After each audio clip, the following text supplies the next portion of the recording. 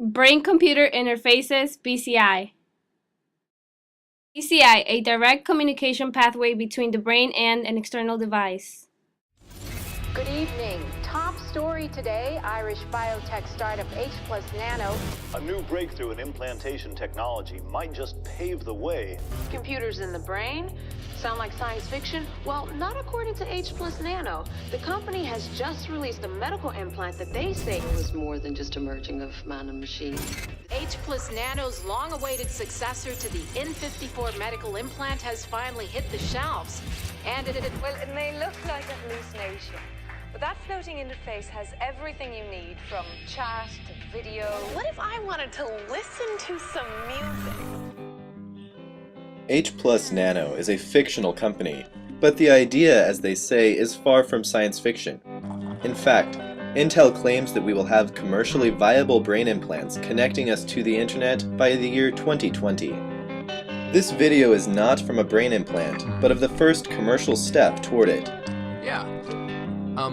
Meet me in front of Strand Books at 2. Google's Project Glass is a wearable augmented reality device to be released in 2013.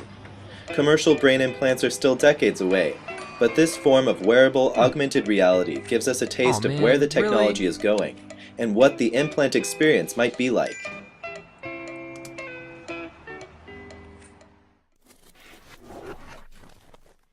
It was Richard Canton who first discovered electrical signals on the surface of an animal's brain in 1875.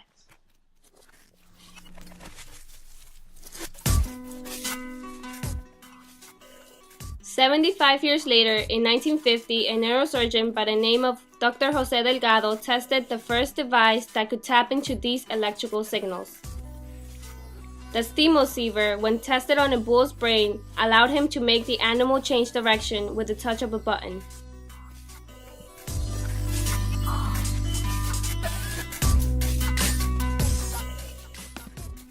The field advanced further with the help of Gray Walter in 1960, using electrodes on the scalp to successfully move the thumb of his human subject.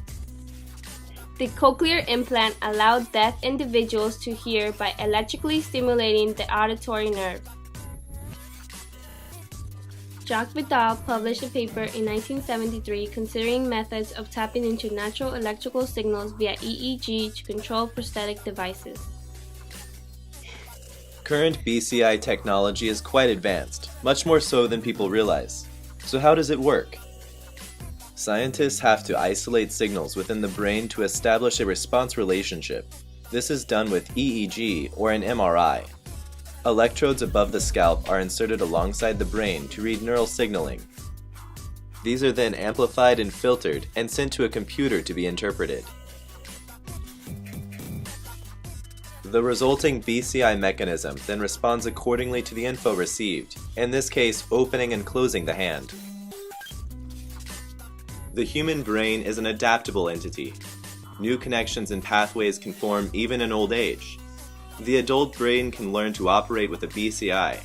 It can also accommodate a foreign structure, develop new connections, and function naturally. In 2001, Matthew Nagel became the first person to have functionality restored due to technology called BrainGate, developed by the company Cybernetics. BrainGate involves implanting a chip just underneath the skull. The chip picks up electrical impulses and directs them to a computer. Currently, the main focus of development of BCI technology is on neuroprosthetics. BCI technology is oriented to improve the quality of life of disabled people. It directly assists and augments the human body's functions. Other pursued uses include repairing the brain's functions in conditions such as epilepsy and depression. Microsoft, Google, and IBM are racing to create more effective BCI technologies that move beyond helping people with disabilities and into the realm of entertainment. H+. The world is in you. You're always online. You're always connected.